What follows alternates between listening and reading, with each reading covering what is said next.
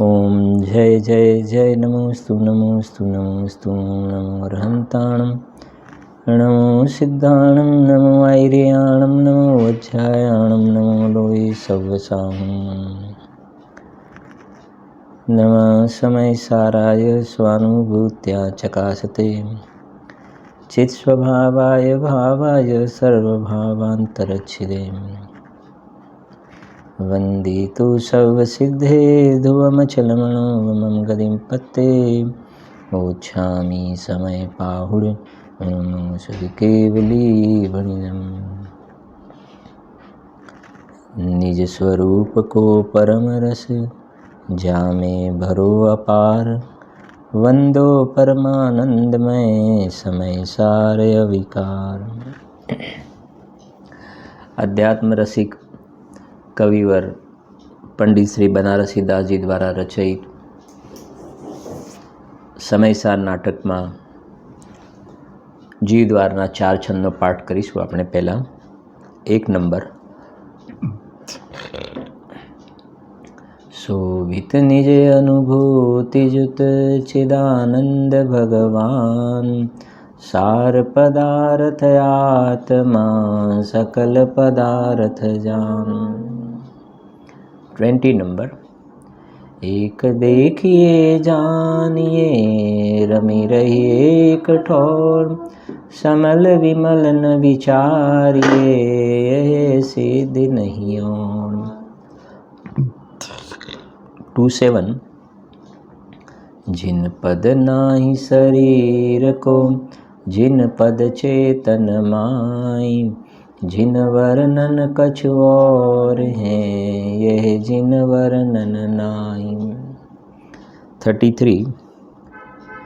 कहे विचक्षण पुरुष सदा में एक हो अपने रस सो भर्यो आपनी टेक हो। मोह कर्म मम नाही नाही भ्रम कूप है शुद्ध चेतना सिंधु हमारो रूप है। जीव द्वार में 15 नंबर नो छंद से पेज नंबर से 37। पेज नंबर 37 15 नंबर नो छंद से पाठ करीशुं। एनो आपणे समयसार ग्रंथ पण साथे राखवो तमारे बराबर। जो ज्ञानीओनुं चिंतन शुं कहे छे जो अपने ही गुण पर जाय सो प्रवाह रूपम परिणयोतिहु काल अपने आधार सुम। अंतर बाहर पर कासवान एक रस खिन्नता न गहे भिन्न रहे भोविकार सुम। चेतना के रस सरवंग भरी रयो जीव जैसे लौन कांकर भर्यो है रस खार सुम। पूरन स्वरूप अति उज्जवल विज्ञान घनम मोको हो प्रगट विशेष निरवार सुम। अमृतचंद्र आचार्य देव शुं कहे छे श्लोक में जोईए। अहींया 14 नंबरनुं काव्य। अखंडितमनाकुलं ज्वलदनन्तमन्तर्बहिर्मः परममस्तु नः सहजम् उद्विलासं सदा चिदुच्छलन निर्भरं सकलकालमालम्बते यदेकरसम् उल्लसलवणखिल्लये लीलायितम्। जो लवण शब्द आव्यो ऊपर पण जोयुं आपणे लौन काकर भर्यो है रस खार सो। आ जे श्लोक से ए 15 नंबरनी गाथा समयसारनी जरा सांभळवी वात शांतिथी। दरेक गाथाना हाईलाइट श्लोकना बधुं आपणे अंदरमां जवुं जोईए। 14 નંબરની ગાથા તો આપણને ખ્યાલ છે, અબદ્ધ સ્પષ્ટ 5 બોલવાળી. 15 નંબરની ગાથાની 2 વિશેષતા. 15 નંબરની ગાથામાં એક તો છે ને, બીજી લાઈન છે જીન શાસનવાળી ગાથા. જૈન શાસન, જેને આત્માનો અનુભવ કર્યો ને એને જીન શાસન જોઈ લીધું, એને જીન શાસનનો ખ્યાલ આવી ગયો. આત્માનુભૂતિ એ જીન શાસન છે. તે ગાથા છે, અબદ્ધ સ્પષ્ટ અનન્ય નિયત દેખે આત્મને, ત્યાં છે ને, તે દ્રવ્ય તેમજ ભાવ જીન શાસન સકલ દેખે કરે. એટલે 15મી ગાથાની 2 મુખ્ય બિંદુ. એક તો 15મી ગાથામાં આ વાત છે, ગાથાની અંદર જીન શાસનવાળી ગાથા. જેમ આપણે કહીએ છીએ ને, મહાવીર ભગવાનનું અત્યારે શાસન ચાલે છે, તો સમ્યક દ્રષ્ટિ જીવની પરિણતિમાં જીન શાસન વર્તે છે. જીન શાસન વર્તે છે એટલે મહાવીર ભગવાનનું શાસન પણ સમ્યક દ્રષ્ટિની પરિણતિમાં છે. બહારમાં તો મહાવીર ભગવાનનું શાસન વર્તે છે, પણ જ્ઞાની પુરુષને અંદરમાં જીન શાસન વર્તે છે. બરાબર?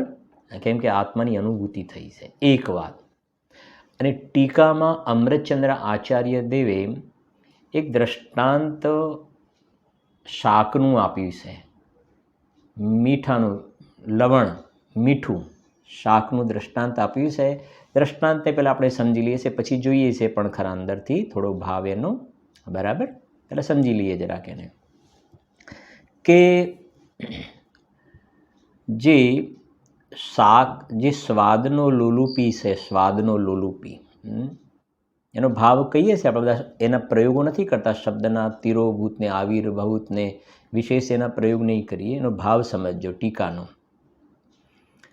કે જે સ્વાદનો લોલુપી જીવ છે, સ્વાદનો લોલુપી જીવ છે, એ શાક ખાતો હોય ને અને ખારાશ લાગે, ખારાશ, તો એ શું કહે છે? શાક ખારું છે. શાક ખારું છે એનો મતલબ એ થયો કે આ ખારાશ જે છે શાકમાંથી આવે છે. શાક ખારું છે એટલે શું? ખારાશ શાકમાંથી આવે છે એવું એ સમજે છે. સ્વાદ લુબ્ધ પ્રાણી. હવે વિચાર કરીએ કે ખારાશ શેમાંથી આવે છે? ખારાશ તો લવણમાંથી આવે છે. ખારાશ તો લવણમાંથી, મીઠામાંથી ખારાશ આવે છે ને. બરાબર સમજજો. એકલો મીઠાનો ગાંગડો છે, લવણનો ગાંગડો એકલો છે ને, એમાં જે ખારાશ આવે ને, ખારાશ એ શેમાંથી આવે? લવણનો ગાંગડો છે, મોઢામાં મૂક્યો અને ખારાશ આવી તો શેમાંથી આવી? લવણમાંથી આવી. લવણમાંથી આવી ને. અચ્છા, એકલો મીઠાનો ગાંગડો અને મોઢામાં મૂકીને ખારાશ આવી તો લવણમાંથી આવી. અચ્છા, ને શાક ખાતા હોઈએ આપણે, શાક, અને શાક ખારું લાગ્યું આપણને, શાક ખારું લાગ્યું, તો શાક ખારું લાગ્યું, એ ખારાશ ક્યાંથી આવી? એ ખારાશ ક્યાંથી આવી? શાકમાંથી આવી કે લવણમાંથી આવી? લવણમાંથી આવી ને. ન્યાય સમજો જરાક શાંતિથી, પછી સિદ્ધાંત ઉપર આવીએ છીએ.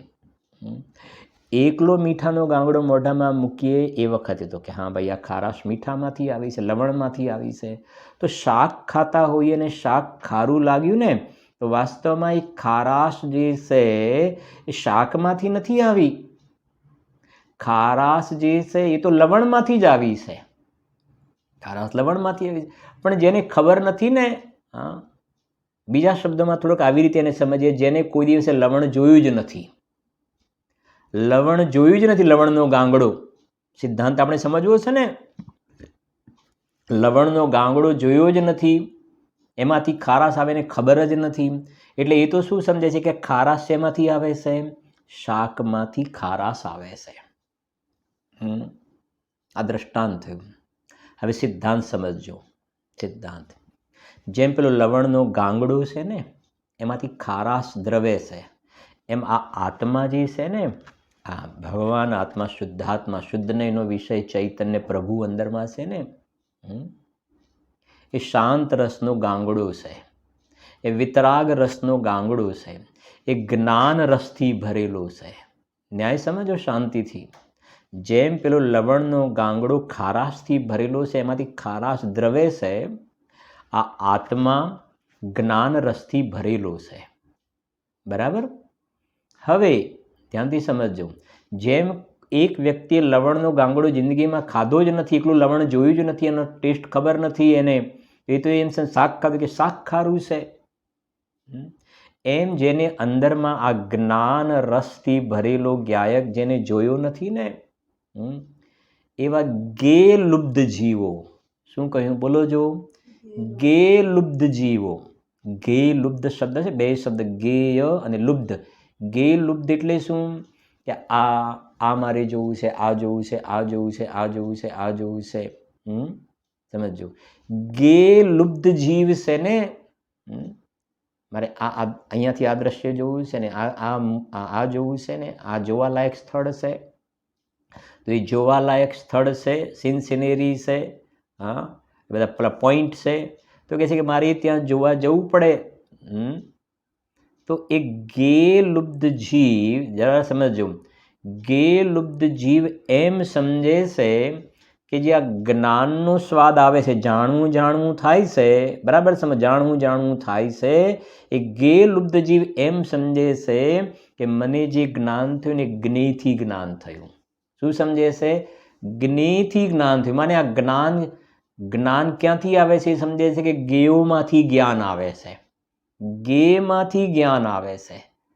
હા, જેમ પેલો સમજે છે કે ખારાશ શેમાંથી આવે છે?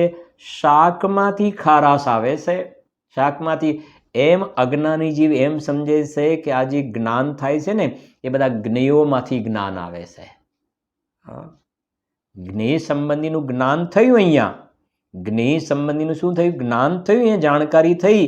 પણ એ જાણકારી થઈ તો એ સમજે છે કે ગેયથી જ્ઞાન થયું, શાસ્ત્રથી જ્ઞાન થયું. જરા સમજ, હવે અહીંયા આગળ આવીએ. શાસ્ત્રથી જ્ઞાન થયું, તો શાસ્ત્રથી જ્ઞાન થયું, જ્ઞાન શાસ્ત્રમાંથી આવ્યું છે કે જ્ઞાન ગાયકમાંથી આવે છે? જ્ઞાન ક્યાંથી આવે છે? જ્ઞાન તો અભેદથી કહીએ તો ગાયકમાંથી આવે છે, અને ગુણગુણીનો ભેદ પાડીને કહીએ ને તો કહે છે કે જ્ઞાન તો જ્ઞાનમાંથી આવે છે, જ્ઞાન જ્ઞાન ગુણમાંથી આવે છે. શાસ્ત્રમાંથી જ્ઞાન આવે, શાકમાંથી ખારાશ આવે કોઈ દિવસે, કે મીઠામાંથી ખારાશ આવે? બોલો જો, ખારાશ શેમાંથી આવે? લવણમાંથી આવે ખારાશ, શાકમાંથી થોડી ખારાશ આવતી હશે. એમ શાસ્ત્રમાંથી કોઈ દિવસે જ્ઞાન આવે?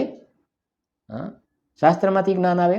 આ ઘડિયાળ જોઈ માટે જ્ઞાન થયું, ઘડિયાળમાંથી કોઈ દિવસે જ્ઞાન આવે? જ્ઞાન તો અહીંયા ગાયકમાંથી, જ્ઞાનમાંથી જ્ઞાન આવે છે, જ્ઞાનમાંથી જ્ઞાન આવે છે. પણ અજ્ઞાની જીવને, જેમ પેલા વ્યક્તિએ કોઈ દિવસે લવણનો ગાંગડો મોઢામાં મૂક્યો જ નથી, ખાધો નથી, જોયો નથી, એમ અજ્ઞાનીએ અંદરમાં આ જ્ઞાન રસથી ભરેલો જ્ઞાયક જોયો જ નથી. અને એને જાણવું જાણવું તો થઈ રહ્યું છે, પર્યાયમાં જાણવાની પ્રક્રિયા તો થઈ રહી છે. પેલા સ્વાદલુબ્ધ જીવને ખારાશ ખ્યાલમાં તો આવે છે, પણ એને લવણનો ગાંગડો જોયો નથી, એટલે એ સમજે છે કે આ ખારાશ શાકમાંથી આવે છે.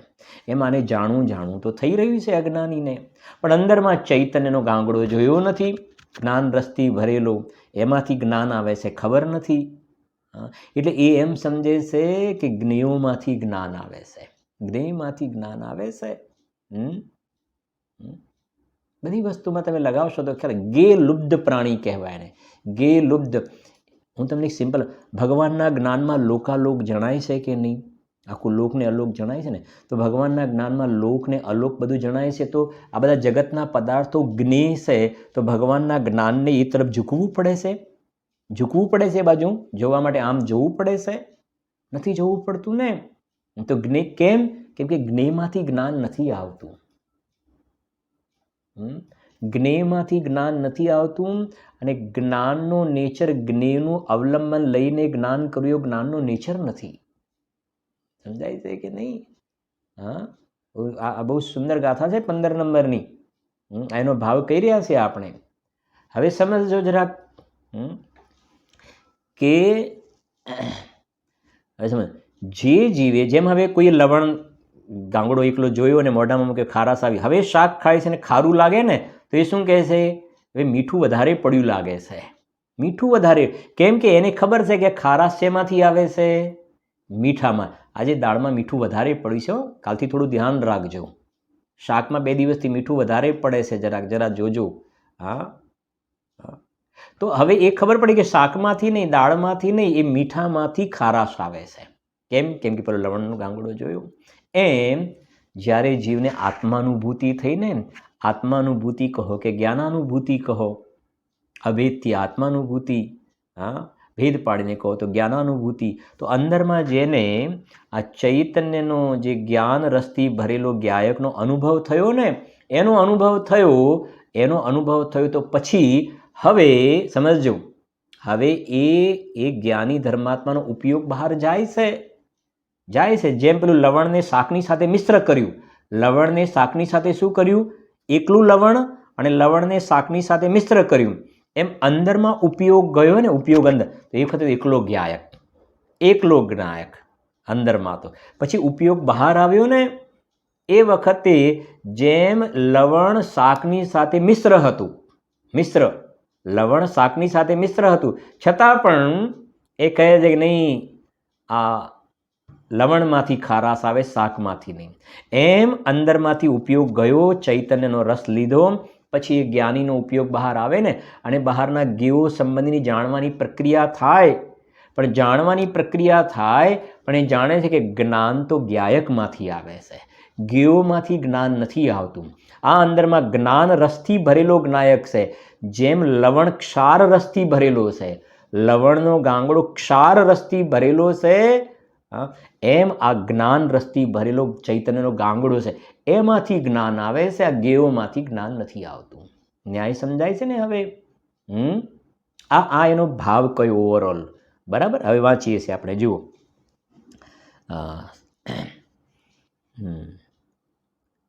શું કહે છે? જુઓ, જ્ઞાનીઓનું ચિંતન જુઓ. अपने ही गुण पर जाय सो प्रवाह रूपम परिणयो तिहु कालम अपने आधार सो. समझी गया ने? अपने ही गुण पर जाय सो प्रवाह रूप. આત્મા દ્રવ્ય છે, એના જ્ઞાન દર્શન વગેરે ગુણ છે, અને એ જ્ઞાન દર્શનનું જાણવું દેખવું પરિણમન થઈ રહ્યું છે ને. ક્યારથી પરિણમન થઈ રહ્યું છે? જાણવાનું પરિણમન ક્યારથી થઈ રહ્યું છે? અનાદિથી થઈ રહ્યું છે. જાણવા દેખવાનું પરિણમન થઈ રહ્યું છે. અને એ જે પરિણમન થઈ રહ્યું છે એમાં કોઈના આધારની જરૂર ખરી? હા, કહે છે કે ના. અજ્ઞાની એમ સમજે છે કે મારે જાણવા માટે જ્ઞેયો પાસે જવું પડે. અંદરમાં જેને ચૈતન્યના દર્શન કર્યા છે, જ્ઞાનાનુભૂતિ થઈ છે, એ કહે છે કે અનાદિકાળથી આ આત્મા સ્વયમેવ પોતાથી જ જાણવા રૂપે પરિણમી રહ્યો છે. મારે જાણવા માટે કોઈના આધારની જરૂર નથી. જાણવા માટે મારે કોઈ પરની જરૂર નથી, નિમિત્તની જરૂર નથી, બહાર રાગની જરૂર નથી, ઇન્દ્રિયોની જરૂર નથી મારે જાણવા માટે. મારો સ્વભાવ છે જાણવાનો, અને જાણવા પણ હું પરિણમી રહ્યો છું. લખી છે પહેલી બે લાઈન, જુઓ. અપને હી ગુણ પર જાય સો પ્રવાહ રૂપ. પ્રવાહ રૂપ ચાલી રહ્યો છે ને, ગુણ પર્યાય પ્રવાહ રૂપ. પરિણયો તિહુ કાલ, ત્રણેય કાળ. અપને આધાર સો, પોતાના આધારે પરિણમન થઈ રહ્યું છે જાણવાનું. દરેકને થઈ રહ્યું છે, પણ જ્ઞાની પુરુષે આ સ્વીકાર કરી દીધો છે. હવે શું કહે છે? અંતર બાહર પરકાશવાન એક રસ, ખિન્નતાન ગહે ભિન્ન રહે ભવ વિકારસો. શું કહે છે? અંતર બાહર પરકાશવાન એક રસ. અંદરમાં અને બહારમાં એક જ રસ છે. એટલે શું મતલબ? અંદરમાં કહીએ ને એટલે આત્મદ્રવ્ય, અને એમાં જ્ઞાન દર્શન વગેરે અનંત ગુણ છે ને, ગુણ છે એ શક્તિ અંદરમાં, અને બહારમાં જાણવા દેખવાનું પરિણમન થઈ રહ્યું છે. અંદર અને બહારમાં ન્યાય સમજાય છે? અંદરમાં અને બહારમાં. જેમ લવણનો ગાંગડો અંદરમાં ખારાશ ભરેલી છે, અને એનો પ્રવાહ જે આવે છે પર્યાયમાં વેદન થાય છે, એ પણ ખારાશનું વેદન. અંદર પણ ખારાશ ભરેલી અને બહારમાં ખારાશનું વેદન થાય છે. એમ આત્મામાં અંદરમાં જ્ઞાન રસથી ભરેલો છે, અને પર્યાયમાં પણ બહારમાં પણ જાણવાનું પરિણમન થાય છે. અંદર બહાર અહીં લખે જો, અંતર બાહર પરકાશવાન એક રસ. અંદરમાં પણ જ્ઞાન રસ અને બહારમાં પણ જ્ઞાન રસ. ખ્યાલ આવે છે ને? જુઓ, અંતર બહાર પર કાસવાન એક રસ. જેમ બરફનું ગાંગડું છે ને, તેમાંથી શું નીકળશે? ઠંડક. અંદરમાં પણ ઠંડક ને બહારમાં પણ ઠંડક.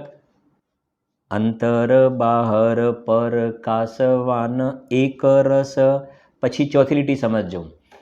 ખિન્નતાન ગહે. શું કહે છે? ખિન્નતાન ગહે ભિન્ન રહે ભવ વિકાર સો. બહુ સરસ વાત લખી છે. ખિન્નતા ન ગહે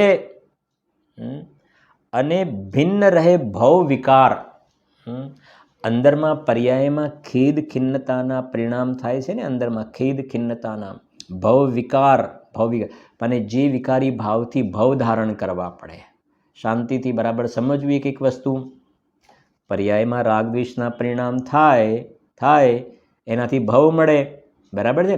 હવે એ જે રાગ દ્વેષના પરિણામ થાય, પણ અહીંયા જ્ઞાની પુરુષ કહે છે કે અમને તો અંદરમાં પણ જ્ઞાન અને બહારમાં પર્યાયમાં પણ જાણવું થઈ રહ્યું છે ને, તો આ રાગ દ્વેષ જે થાય છે ને, એ રાગ દ્વેષ આ જ્ઞાનમાં પેસતા નથી.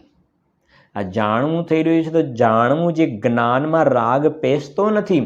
જ્ઞાન રૂપે જ રહ્યું છે.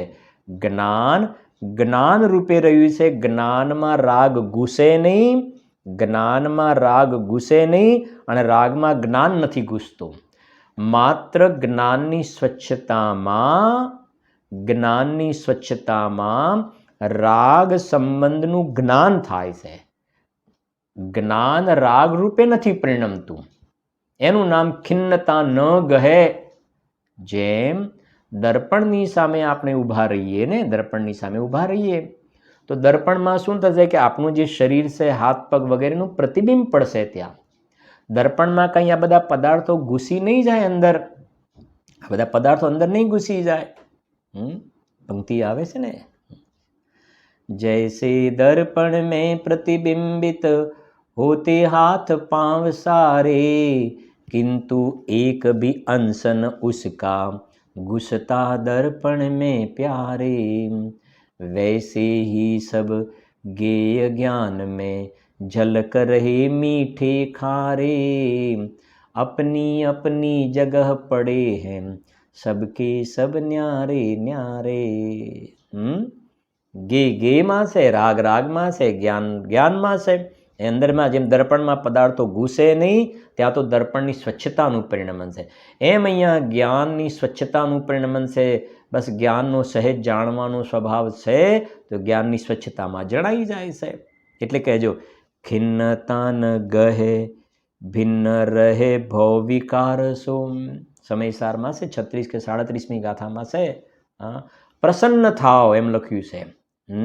પ્રસન્ન થાવ. અત્યારનો રોગ ચાલી રહ્યો છે એ હિસાબે તમને કહીએ જરાક પ્રસન્ન થાવ. થોડું આમ તકલીફ જેવું લાગે ને, તાવ આવે 99 તો તરત જ અંદર એક ડાઉટ થાય, કોરોના તો નહીં હોય ને, કોરોના તો નહીં હોય ને, કોરોના તો નહીં હોય ને. એ કોરોના તો નહીં હોય એ અડધું આને કોરી ખાય ને. અને રિપોર્ટ કરવા માટે ગયા અને ચેક કર્યું, આ તે ડૉક્ટર ચેક કરીને બધું કહી દીધું કે નેગેટિવ છે. નેગેટિવ, ઓકે નેગેટિવ છે. ચલો, જાણે આમ સંવેદન પ્રાપ્ત થઈ ગયું ને, જાણે નેગેટિવ. ચલો પોઝિટિવ આવે તો નેગેટિવ જ્યાં કહ્યું ને, નેગેટિવ કશું નથી તમને, જાઓ કાંઈ નથી તમને, નેગેટિવ છે. તો અંદરમાં કેવો પ્રમોદ ભાવ થાય છે ને, દ્રષ્ટાંત સમજો. કેવો પ્રમોદ ભાવ થાય છે કે નથી, મને નથી કોરોના. બસ એમ અહીંયા કહે છે કે આ મોહ રાગ દ્વેષના વિકારી પરિણામ આ જ્ઞાન જે જાણવું પરિણમન થાય છે ને, એમાં ઘૂસતા નથી, એમાં પ્રતિષ્ઠા પામતા નથી. મુદિત થાઓ, પ્રસન્ન થાઓ, સેલિબ્રેટ કરો, આનંદ કરો કે હું રાગ દ્વેષ રૂપે થયો જ નથી. જેમ લવણનો ગાંગડો જે છે ને એનું પરિણમન થાય તો ખારાશ રૂપે જ થાય, એમ આત્મા જ્ઞાનનો ગાંગડો છે ને તો એનો જે પરિણમન થાય, એનો પ્રવાહ જ્ઞાન રૂપે જ પરિણમન થાય. રાગ દ્વેષ ખિન્નતા કશાય વિકાર રૂપે પરિણમન ન થાય. પ્રસન્ન થાવ. એ કહે છે જ્ઞાનીઓ પ્રસન્ન રહે છે. એ કહે છે જુઓ, હા, એટલે કે ખિન્નતા ન ગહે, ભિન્ન રહે ભવ વિકારસો. આગળ કહે છે જુઓ, ચેતના કે રસ સરવંગ ભરી રહ્યો જીવ, કોની જેમ? જૈસે લોન કાંકર ભર્યો હે રસ ખારસો. કેટલી સરસ વાત કરી છે. આ મૂળ ટીકા, અમૃતચંદ્ર આચાર્યદેવની ટીકાનો ભાવ છે. આ શું કહે છે જુઓ, ચેતના કે રસ, ચેતનાનો રસ જ્ઞાન દર્શન, ચેતના કે રસ સર્વંગ ભરી રહ્યો જીવ. સર્વાંગ આત્મામાં ચેતના ભરેલી છે, સર્વાંગ જ્ઞાન અને આનંદ ભરેલો છે, આત્મામાં જ્ઞાન દર્શન ભરેલા છે. જૈસે, કોની જેમ? જૈસે લોન કાંકર, લોન કાંકર એટલે લવણનો ગાંગડો, આપણે જેને મીઠું કહીએ છીએ. જૈસે લોન કાંકર, મીઠાનો ગાંગડો, ભર્યો હે રસ ખારસો, મીઠાનો શું કહેવાય, કાંકરી હોય ને, લવણની કાંકરી, એમાં શેનાથી ભરેલી હોય? રસ ખાર, હા, ખારા રસથી ભરેલી હોય છે. એમાં આત્મા જે છે એ જ્ઞાન રસથી, ચેતના રસથી ભરપૂર ભરેલો છે.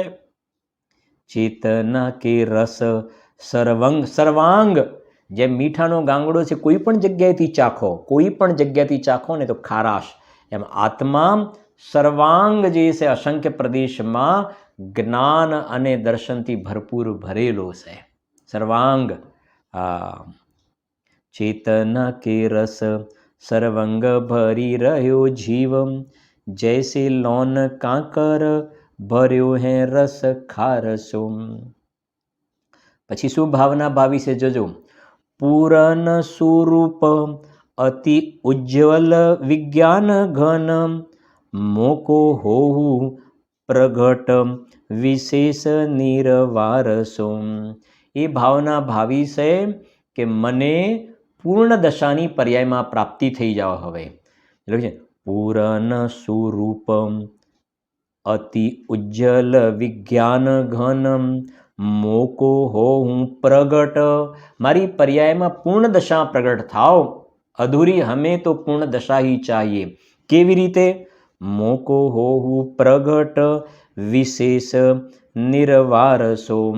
વિશેષ રૂપથી આ પર્યાયની અંદર હજુ જે ચારિત્રનો દોષ વગેરે છે ને, એનું નિવારણ કરીને મારી પર્યાયની અંદર પૂર્ણ દશાની પ્રાપ્તિ થાવ, એવી અહીંયા ભાવના ભાવેલી છે. બરાબર. એના પછીનો શ્લોક હવે 16 નંબરનો શ્લોક છે, શ્લોક નંબર 16.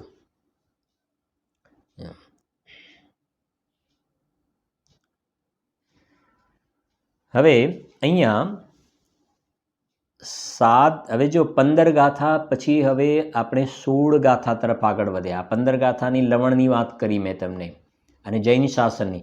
હવે 16 નંબરની ગાથા છે ને, એ 16 નંબરની ગાથાના પહેલા આ શ્લોક આવ્યો છે સમયસારમાં 15 નંબરનો શ્લોક, અને અહીંયા આપણે 16 નંબરનો શ્લોક છે. બહુ એક સુંદર શ્લોક આવી રહ્યા છે, બહુ ગજબના શ્લોક આવે છે. હવે સાંભળજો. પહેલા પાઠ કરે છે, સાધ્ય સાધકનું સ્વરૂપ અથવા દ્રવ્ય અને ગુણ પર્યાયોની અભેદ વિવક્ષા. સાધ્ય સાધકનું સ્વરૂપ સમજાવે છે.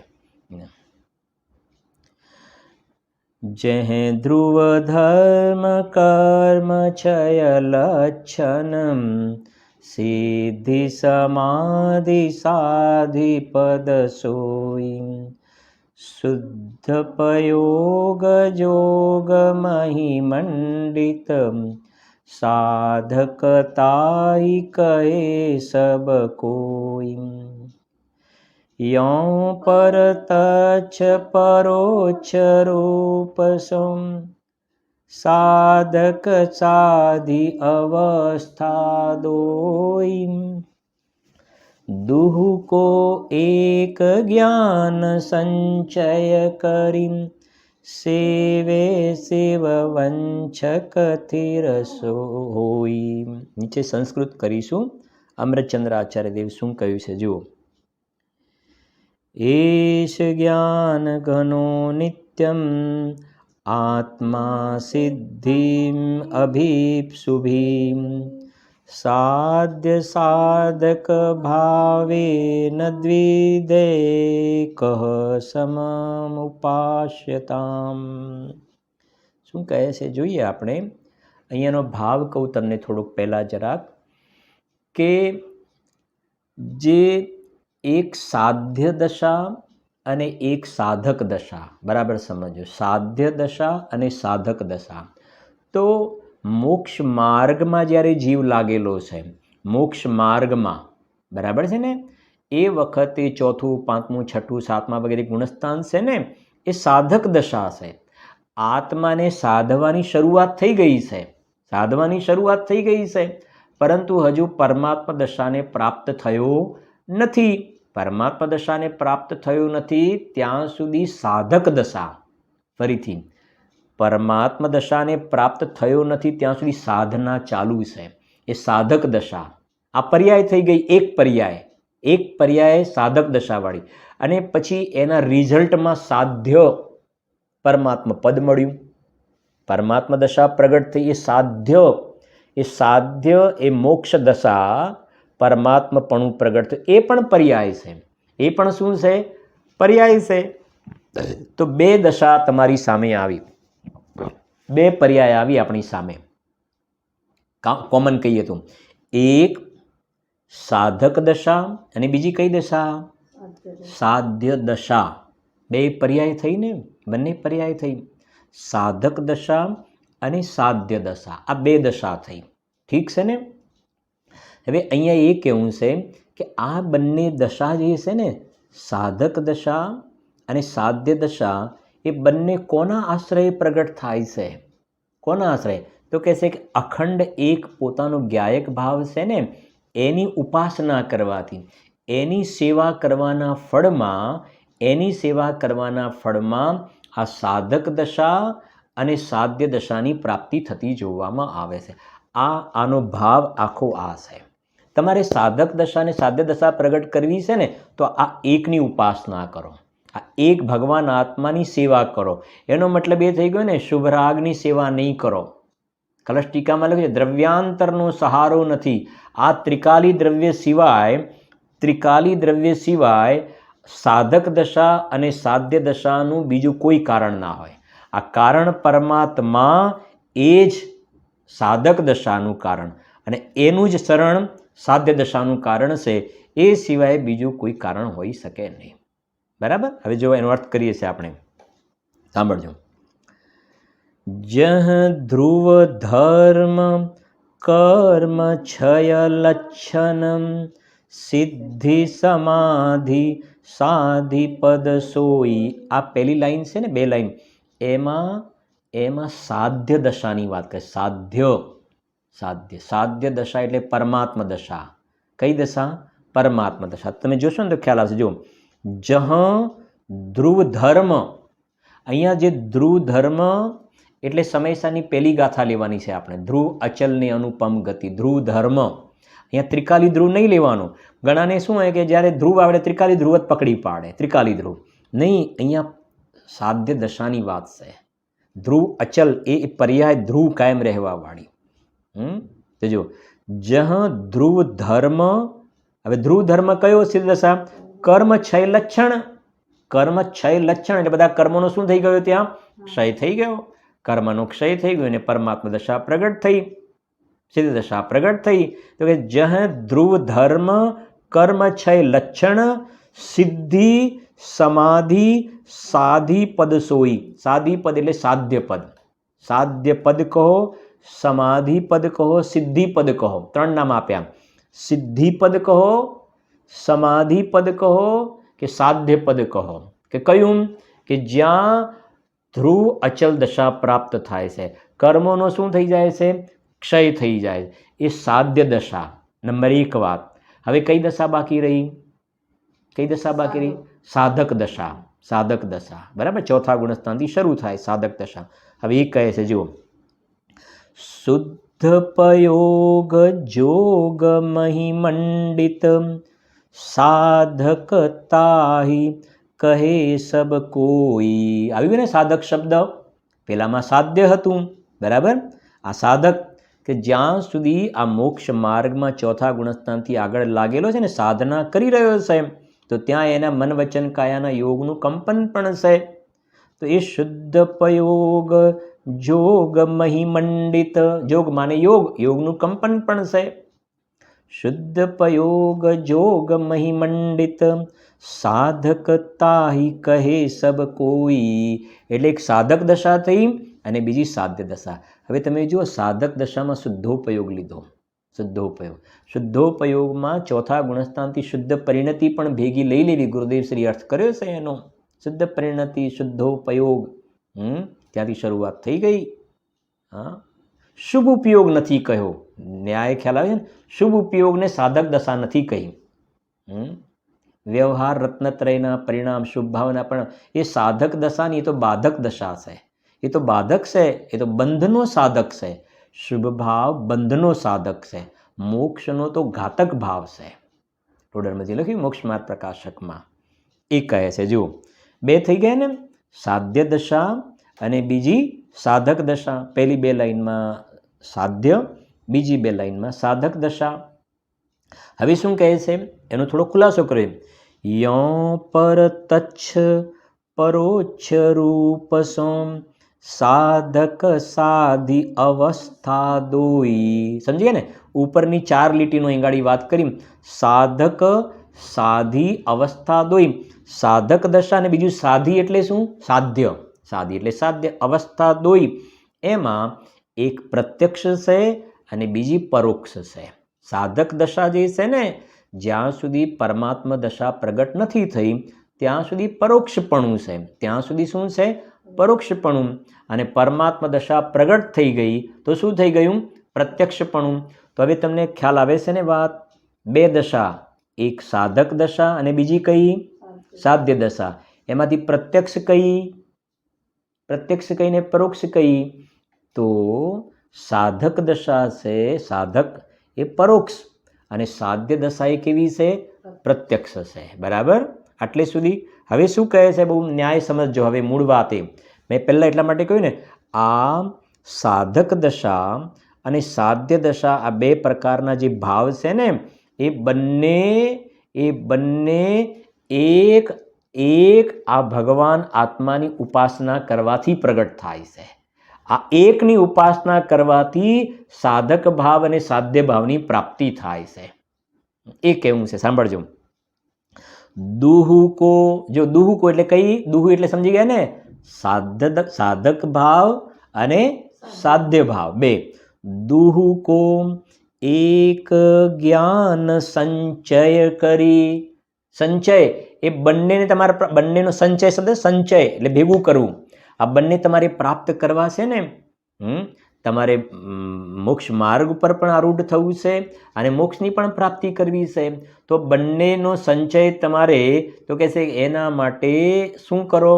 કે એક જ્ઞાન, એક અંદરમાં અખંડ એક જ્ઞાયક ભાવ છે ને, જ્ઞાન કહો કે જ્ઞાયક ભાવ. છેલ્લી લીટીમાં લખ્યું સેવે. એક જ્ઞાયક ભાવની સેવા કરો. સેવા કરો, ઉપાસના કરો એની શુદ્ધાત્માની. જો તમારે આ બે દશા પ્રગટ કરવી હોય ને, તો જ્ઞાયકની ઉપાસના કરો.